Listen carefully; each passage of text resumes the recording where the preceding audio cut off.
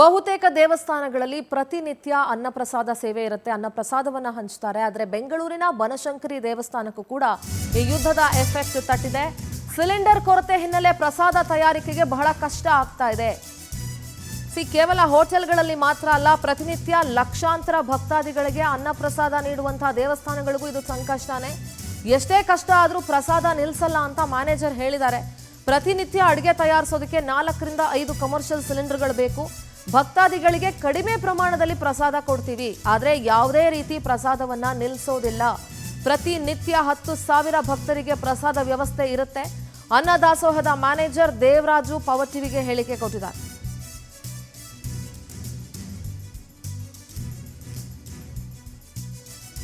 ಯಾವುದೇ ಕಾರಣಕ್ಕೂ ನಾವು ಅನ್ನದಾಸೋಹವನ್ನ ನಿಲ್ಲಿಸಲ್ಲ, ಆದರೆ ಅನ್ನದಾಸೋಹದ ಕ್ವಾಂಟಿಟಿ ಪ್ರಮಾಣ ಕಡಿಮೆ ಮಾಡಬಹುದಷ್ಟೇ ಹೊರತು ಪ್ರತಿನಿತ್ಯ 10,000 ಮಂದಿಗೆ ಅನ್ನದಾಸೋಹ ಇಲ್ಲಿ ನಡೆಯುತ್ತೆ. ಏನೇ ಕಷ್ಟ ಬಂದರೂ ನಾವು ದಾಸೋಹ ನಿಲ್ಲಿಸಲ್ಲ ಅಂತ ದೇವಸ್ಥಾನದ ಮ್ಯಾನೇಜರ್ ಹೇಳಿಕೆ ಕೊಟ್ಟಿದ್ದಾರೆ. ಬನಶಂಕರಿ ದೇವಸ್ಥಾನಕ್ಕೂ ಕೂಡ ಇದ್ರ ಎಫೆಕ್ಟ್ ತಡ್ತಾ ಇದೆ. ಕೇವಲ ಬನಶಂಕರಿ ದೇವಸ್ಥಾನ ಸದ್ಯಕ್ಕೆ ನಮಗೆ ಮಾಹಿತಿ ಸಿಗ್ತಾ ಇದೆ, ಆದರೆ ಬಹುತೇಕ ದೇವಸ್ಥಾನಗಳು ಅನ್ನದಾಸೋಹ ಎಲ್ಲೆಲ್ಲಿ ನಡೆಸ್ತವೆ ಅಲ್ಲಿ ಕೆಲವು ದೇವಸ್ಥಾನಗಳಲ್ಲಿ ಸೌದೆ ಒಲೆಯಲ್ಲಿ ಅಡುಗೆ ಮಾಡುವಂಥ ವ್ಯವಸ್ಥೆ ಇದೆ. ಸೊ ಬೇರೆ ಬೇರೆ ರೀತಿ ಪರ್ಯಾಯ ವ್ಯವಸ್ಥೆಯನ್ನು ಮಾಡ್ಕೊಂಡಿರೋ ದೇವಸ್ಥಾನಗಳು ಬಚಾವ್. ಆದರೆ ಗ್ಯಾಸ್ ಸಿಲಿಂಡರ್ ಮೇಲೆ ಅವಲಂಬಿತವಾಗಿರುವಂಥ ದೇವಸ್ಥಾನಗಳಲ್ಲಿ ಸ್ವಲ್ಪ ಕಷ್ಟ ಎದುರಾಗುತ್ತೆ. ನೀವೀಗ ನೇರ ದೃಶ್ಯಾವಳಿಗಳನ್ನು ನೋಡ್ತಾ ಇದ್ದೀರಿ. ಪ್ರೆಸೆಂಟ್ ವಿಜುವಲ್ಸ್ ಫ್ರಮ್ ಬನಶಂಕರಿ ದೇವಸ್ಥಾನ ನೀವು ಗಮನಿಸ್ತಾ ಇದ್ದೀರಿ. ನಮ್ಮ ಪ್ರತಿನಿಧಿ ಸುಷ್ಮಿತಾ ಪ್ರಸಾದದ ವಿಚಾರವಾಗಿ ಒಂದಷ್ಟು ಮಾಹಿತಿ ನೀಡ್ತಾರೆ, ನೇರ ಸಂಪರ್ಕದಲ್ಲಿ ಜಾಯ್ನ್ ಆಗ್ತಾ ಇದ್ದಾರೆ. ಪ್ರಸಾದದ ವಿಚಾರದ ಬಗ್ಗೆ ನಮ್ಮ ಪ್ರತಿನಿಧಿ ಸುಷ್ಮಿತಾ ಮಾತುಕತೆಯನ್ನ ನಡೆಸಿದ್ದಾರೆ. ಏನ್ ಹೇಳಿದ್ದಾರೆ ಬನ್ನಿ ಕೇಳಿಸ್ಕೊಳ್ಳೋಣ. ಮಧ್ಯಪ್ರಾಚ್ಯ ಯುದ್ಧದ ಎಫೆಕ್ಟ್ ಎಷ್ಟರ ಮಟ್ಟಿಗೆ ಇದೆ ಅಂತ ಹೇಳಿದ್ರೆ ಕೇವಲ ಹೋಟೆಲ್ಗಳಲ್ಲಿ ಅಲ್ಲೋಲ ಕಲ್ಲೋಲ ಮಾತ್ರ ಸೃಷ್ಟಿಯಾಗಿಲ್ಲ, ದೇಗುಲದಲ್ಲೂ ಕೂಡ ಈ ಒಂದು ಗ್ಯಾಸ್ ಎಫೆಕ್ಟ್ ಜೋರಾಗಿರುವಂತದ್ದು. ಸದ್ಯ ನಾನು ಇವಾಗ ಬನಶಂಕರಿ ದೇಗುಲದ ಅನ್ನದಾಸೋಹದ ಅಡಿಗೆ ಮನೆ ಏನಿದೆ ಆ ಒಂದು ಅಡಿಗೆ ಮನೆಯಲ್ಲಿದ್ದೀನಿ. ಇಲ್ಲೂ ಕೂಡ ನೀವು ಗಮನಿಸ್ತಾ ಇರಬಹುದು, ಬನಶಂಕರಿ ದೇಗುಲ ಅಂತ ಹೇಳಿದ್ರೆ ಪ್ರತಿನಿತ್ಯವೂ ಕೂಡ ಸಾವಿರಾರು ಸಂಖ್ಯೆಯಲ್ಲಿ ಭಕ್ತಾದಿಗಳು ಈ ಒಂದು ದೇಗುಲಕ್ಕೆ ಬರ್ತಾರೆ. ಹಾಗೆ ಜೊತೆಗೆ ಬೆಳಗಿನ ಉಪಹಾರ, ಮಧ್ಯಾಹ್ನದ ಅನ್ನದಾಸೋಹ, ಹಾಗೆ ರಾತ್ರಿ ಪ್ರಸಾದವನ್ನು ಕೂಡ ಈ ಒಂದು ದೇಗುಲದಲ್ಲಿ ನೀಡಲಾಗುತ್ತೆ. ಹೀಗಾಗಿ ಪ್ರತಿನಿತ್ಯವೂ ಕೂಡ 4 ರಿಂದ 5 ಗ್ಯಾಸ್ ಈ ಒಂದು ದೇಗುಲಕ್ಕೆ ಅತ್ಯವಶ್ಯಕ. ಆದ್ರೆ ನಿನ್ನೆ ಈ ಒಂದು ದೇಗುಲಕ್ಕೆ ಗ್ಯಾಸ್ ಸಪ್ಲೈ ಆಗಿದೆ, ಕೇವಲ 5 ಗ್ಯಾಸ್ ಸಪ್ಲೈ ಆಗಿರುವಂತದ್ದು. ಅದರಲ್ಲೇ ಲಿಮಿಟೆಡ್ ಆಗಿ ಇವಾಗ ಇವರು ಆಹಾರವನ್ನು ತಯಾರಿಕೆ ಮಾಡ್ತಾ ಇರುವಂತದ್ದು. ಸದ್ಯ ಈಗ ಹೇಗಾಗಿದೆ ಪರಿಸ್ಥಿತಿ ಅಂತ ಹೇಳಿದ್ರೆ ಪ್ರತಿನಿತ್ಯವೂ ಕೂಡ ಈ ಒಂದು ದೇಗುಲದಲ್ಲಿ 5,000 ಮಂದಿ, ಅಂದ್ರೆ 3 ಹೊತ್ತಿನ ಸಮಯದಲ್ಲೂ ಕೂಡ 5,000 ಜನರಿಗೆ ಇಲ್ಲಿ ಅನ್ನದಾನವನ್ನ ಮಾಡ್ಲಾಗ್ತಾ ಇತ್ತು. ಆದ್ರೆ ಇವಾಗ ಯಾವ ರೀತಿಯಲ್ಲಿ ಇದನ್ನ ನಿಭಾಯಿಸೋದು ಅನ್ನೋದು ಇಲ್ಲಿ ಒಂದಿಷ್ಟು ಸಿಬ್ಬಂದಿಗೆ ತಲೆನೋವು ಆಗಿರುವಂತದ್ದು. ನನ್ನ ಜೊತೆ ಈ ಒಂದು ಅನ್ನದಾಸೋಹದ ಮ್ಯಾನೇಜರ್ ಇದ್ದಾರೆ ದೇವರಾಜ್ ಅಂತ ಹೇಳಿ, ಅವ್ರನ್ನ ನಾನು ಮಾತಾಡ್ಸ್ತಾ ಹೋಗ್ತೀನಿ. ಸರ್, ಯುದ್ಧದ ಎಫೆಕ್ಟ್ ಎಲ್ಲಾ ಕಡೆನೂ ಕೂಡ ಸಾಕಷ್ಟು ತೊಂದರೆ ಆಗ್ತಾ ಇದೆ, ದೇವಸ್ಥಾನಕ್ಕೂ ಕೂಡ ಈ ಒಂದು ಯುದ್ಧದ ಎಫೆಕ್ಟ್ ತಟ್ಟಿರೋದು. ಎಷ್ಟು ತೊಂದರೆ ಆಗ್ತಿದೆ ಸರ್? ಮೇಡಮ್, ಇಲ್ಲಿ ನಮಗೆ ದಿನ ಸಿಲಿಂಡರ್ 20 ಸಿಲಿಂಡರ್ ಬೇಕಾಗ್ತಾ ಇತ್ತು ಒಂದು ವಾರಕ್ಕೆ. ಈಗ ಕೇವಲ 5 ಸಿಲಿಂಡರ್ ಕೊಟ್ಟಿದ್ದಾರೆ. 5 ಸಿಲಿಂಡರ್ ಅಲ್ಲಿ ಕಷ್ಟ ಆಗ್ತಾ ಇದೆ ನಮಗೆ. ಅಂದ್ರೆ ಭಕ್ತಾದಿಗಳಿಗೆ ಕಡಿಮೆ ಪ್ರಮಾಣದಲ್ಲಿ ಕೊಡಬೇಕಾಗುತ್ತೆ, ಜಾಸ್ತಿ ಕೊಡಕ್ಕಾಗೋದಿಲ್ಲ. ಅಂದ್ರೆ ನಿಲ್ಸೋದಿಲ್ಲ, ಏನೋ ವ್ಯವಸ್ಥೆ ಮಾಡಿ ಮಾಡ್ತಾ ಇದ್ದೀವಿ.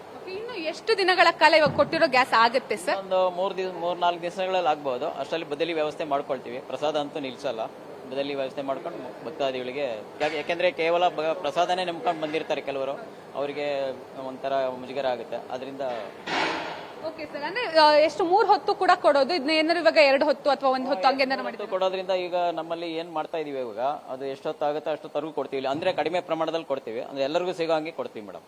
ಯಾರು ಸ್ವಲ್ಪ ಕೊಡ್ತೀವಿ, ಯಾರು ಉಪವಾಸ ಹೋಗ್ಬಾರ್ದು, ಪ್ರಸಾದ ತಗೊಂಡೇ ಹೋಗ್ಬೇಕು ಅಂತ ವ್ಯವಸ್ಥೆ. ದಿನಕ್ಕೆ ಎಷ್ಟು ಜನ ಬರ್ತಾರೆ ಸರ್ ಇಲ್ಲಿ? ದಿನಕ್ಕೆ ಅಂದ್ರೆ ಮಂಗಳವಾರ, ಶುಕ್ರವಾರ, ಭಾನುವಾರ ಒಂದು 10 ರಿಂದ 15 ಸಾವಿರ ಜನ ಬರ್ತಾರೆ ಮೇಡಮ್. ಬೇರೆ ದಿನಗಳಲ್ಲಿ ಒಂದು 5,000 ಜನ ಬರ್ತಾರೆ. ರಜಾ ದಿನಗಳಲ್ಲೂ ಒಂದು 5 ರಿಂದ 10 ಸಾವಿರ ಜನ ಬರ್ತಾರೆ. ಇದಿಷ್ಟನ್ನ ಏನು ಮ್ಯಾನೇಜರ್ ಹೇಳ್ತಾ ಇರುವಂತದ್ದು. ಅಂದ್ರೆ ಈಗ ಅನ್ನದಾನ ಏನ್ ನಾವು ಪ್ರತಿನಿತ್ಯವೂ ಕೂಡ ಮಾಡ್ತೀವಿ, ಅಂದ್ರೆ ಬೆಳಿಗ್ಗೆ ಮತ್ತೆ ಸಂಜೆ ಹೊತ್ತು ಪ್ರಸಾದ, ಹಾಗೆ ಮಧ್ಯಾಹ್ನದ ಹೊತ್ತು ಅನ್ನದಾಸೋಹವನ್ನ ನಾವು ನೀಡ್ತಾ ಇದೀವಿ. ಇದರಿಂದ ಸಾಕಷ್ಟು ತೊಂದರೆ ಆಗ್ತಾ ಇದೆ. ಯಾಕಂತ ಹೇಳಿದ್ರೆ ಯಾರಿಗೂ ಕೂಡ ನಾವು ಪ್ರಸಾದವನ್ನ ನೀಡದೆ ಅಂತೂ ಇರೋದಿಲ್ಲ, ಆದ್ರೆ ನೀಡೋದನ್ನ ಕಮ್ಮಿ ಪ್ರಮಾಣದಲ್ಲಿ ನಾವು ನೀಡ್ತೀವಿ ಅಂತ ಹೇಳಿ ಮ್ಯಾನೇಜರ್ ಹೇಳ್ತಾ ಇರುವಂತದ್ದು. ಹಾಗೆ 15 ದಿನಗಳ ಕಾಲ ನಮ್ಮ ಹತ್ರ ಯಾವುದೇ ರೀತಿ ಸಿಲಿಂಡರ್ ನ ಕೇಳಬೇಡಿ ಅಂತ ಹೇಳಿ ಡಿಸ್ಟ್ರಿಬ್ಯೂಟರ್ಸ್ ಗಳು ಕೂಡ ಹೇಳಿದಾರಂತೆ. ಸೊ ಹೀಗಾಗಿ ದೇವಸ್ಥಾನದ ಆಡಳಿತ ಮಂಡಳಿ ಜೊತೆ ಮಾತಾಡ್ಕೊಂಡು ಬದಲಿ ವ್ಯವಸ್ಥೆ ಏನಾದರೂ ಇದ್ರೆ ಅದನ್ನ ನಾವು ಮಾಡ್ತೀವಿ, ಆದ್ರೆ ಯಾವುದೇ ರೀತಿಯಲ್ಲೂ ಕೂಡ ನಾವು ಪ್ರಸಾದವನ್ನ ನಿಲ್ಲಿಸೋದಿಲ್ಲ ಅಂತ ಹೇಳಿ ಅವರು ಸ್ಪಷ್ಟನೆಯನ್ನ ನೀಡ್ತಾ ಇದ್ದಾರೆ. ಕ್ಯಾಮರಾ ಪರ್ಸನ್ ಶ್ರೀಹರಿ ಜೊತೆ ಸುಷ್ಮಿತಾ ಪೂಜಾರಿ, ಪವರ್ ಟಿವಿ, ಬೆಂಗಳೂರು. ನಾನು ಅದನ್ನೇ ಹೇಳಕ್ ಬಂದೆ. ಕರ್ನಾಟಕದ ವಿಶೇಷತೆ ಇದೆಯಲ್ಲ, ದಾಸೋಹ ಮಠಮಾನ್ಯಗಳಲ್ಲಿ ದೇವಸ್ಥಾನಗಳಲ್ಲಿ ದಾಸೋಹ ಇದೆಯಲ್ಲ, ನಿಜ ಅವ್ರ ಮ್ಯಾನೇಜರ್ ಹೇಳ್ದಂಗೆ ಎಷ್ಟೋ ಜನ ಪ್ರಸಾದಕ್ಕೋಸ್ಕರ ಬರ್ತಾರೆ, ಎಷ್ಟೋ ಜನ ಪ್ರಸಾದದಿಂದ ಒಂದು ಹೊತ್ತು ಹೊಟ್ಟೆ ತುಂಬಿಸ್ಕೊಳ್ಬೋದಲ್ಲ ಅಂತ ಬರೋರಿದ್ದಾರೆ. ಅಂಥ ಪರಿಸ್ಥಿತಿ ಇರೋರು ಕೂಡ ನಮ್ಮ ಕರ್ನಾಟಕದಲ್ಲಿ ಇದ್ದಾರೆ. ಅದಕ್ಕೆ ನಮ್ಮ ಕರ್ನಾಟಕದಲ್ಲಿರುವಂಥ ದೇವಸ್ಥಾನಗಳು ಮಠಮಾನ್ಯಗಳಿಗೆ ನಾವು ಅಷ್ಟು ಆದ್ಯತೆಯನ್ನು ಯಾಕೆ ಕೊಡ್ತೀವಿ ಅಂತಂದರೆ, ಈ ದಾಸೋಹದ ಸಂಸ್ಕೃತಿ ಸಂಸ್ಕಾರ ನಮ್ಮಲ್ಲಿರೋದಕ್ಕೇನೆ. ಬನಶಂಕರಿ ದೇವಸ್ಥಾನದಿಂದ ನಮ್ಮ ಪ್ರತಿನಿಧಿ ಸುಷ್ಮಿತಾ ನೇರ ಸಂಪರ್ಕದಲ್ಲಿ ಜಾಯ್ನ್ ಆಗ್ತಾ ಇದ್ದಾರೆ. ಸುಷ್ಮಿತಾ, ಬನಶಂಕರಿ ದೇವಸ್ಥಾನದಲ್ಲೂ ಕೂಡ ಸಿಲಿಂಡರ್ ಇಲ್ಲದೆ ಎಫೆಕ್ಟ್ ಅಲ್ಲೂ ಆಗ್ತಾ ಇದೆ. ವಾರಕ್ಕೆ 20 ಸಿಲಿಂಡರ್ ಬೇಕಾಗಿತ್ತು, ಆದರೆ ಅವ್ರಿಗೊಂದು 4 ರಿಂದ 5 ಸಿಲಿಂಡರ್ ಸಿಗ್ತಾ ಇದೆ. ಯಾವುದೇ ಕಾರಣಕ್ಕೂ ದಾಸೋಹ ನಿಲ್ಸಲ್ಲ ಅಂತ ಹೇಳ್ತಾ ಇದ್ರು. ಸದ್ಯಲ್ಲಿನ ಭಕ್ತಾದಿಗಳು ಏನು ಹೇಳ್ತಿದ್ದಾರೆ ಮತ್ತು ಬೇರೆಲ್ಲ ಏನು ವ್ಯವಸ್ಥೆ ಏನಾದ್ರು ಮಾಡ್ಕೊಂಡಿದ್ದಾರೆ, ಹೇಗೆ ಸುಷ್ಮಿತಾ?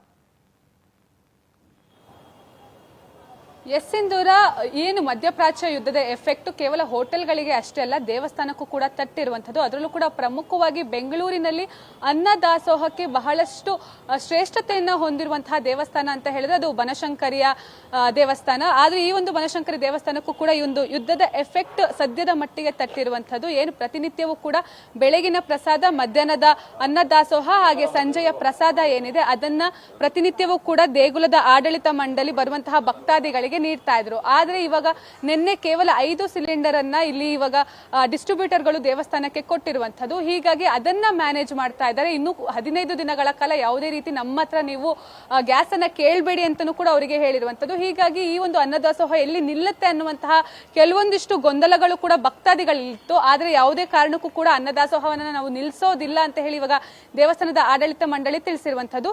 ನಾನು ಸದ್ಯ ಅನ್ನದಾಸೋಹದ ಸಿಬ್ಬಂದಿ ಒಬ್ಬರಿದ್ದಾರೆ, ಅವ್ರನ್ನ ನಾನು ಮಾತಾಡ್ಸ್ತಾ ಹೋಗ್ತೀನಿ. ಸರ್, ಯುದ್ಧದ ಎಫೆಕ್ಟ್ ನಿಮಗೂ ಕೂಡ ತಟ್ಟಿದೆ. ಅಡಿಗೆ ಮಾಡ್ಲಿಕ್ಕೆ, ಅನ್ನದಾಸೋಹಕ್ಕೆ ಅಡ್ಲಿಗೆ ಮಾಡ್ಲಿಕ್ಕೆ ಎಷ್ಟು ಕಷ್ಟ ಆಗ್ತಾ ಇದೆ ಸರ್? ಅಮ್ಮ, ಅದು ನಿಜ. ಅದು ಇಡೀ ಪ್ರಪಂಚಕ್ಕೆ ಯುದ್ಧದ ಎಫೆಕ್ಟ್ ಆಗಿದೆ ಅದು. ಆದರೆ ನಮ್ಮ ದೇವಸ್ಥಾನದ ಕಡೆಯಿಂದ ನಾವು ಅನ್ನದಾಸೋಹ ಭವನದಲ್ಲಿ ಯಾರಿಗೂ ನಾವು ಊಟಕ್ಕೆ ತೊಂದರೆ ಆಗ್ತಾ ಇರಲಿಲ್ಲ ಇಷ್ಟು ದಿನ. ಈ ಯುದ್ಧಗಳು ನಡೀತಾ ಇರೋದ್ರಿಂದ ತುಂಬ ತೊಂದರೆ ಆಗಿ ಈಗ ಬಡಬಗ್ಗರು ಎಲ್ಲರೂ ಬರ್ತಾರೆ, ಭಕ್ತಾದಿಗಳು ಬರ್ತಾರೆ, ಅವ್ರಿಗೆಲ್ಲ ಊಟಕ್ಕೆ ತುಂಬಾ ತೊಂದರೆ ಆಗಿದೆ. ಈಗ ನಮಗೆ ಗ್ಯಾಸಿನ ಅಭಾವ ಜಾಸ್ತಿ ಆಗಿದೆ. ನಮ್ಮ ಹತ್ರ ಇನ್ನೊಂದು 5 ದಿವಸ ಆಗೋಷ್ಟು ಗ್ಯಾಸ್ ಸಿಗ್ಬೋದೇನೋ.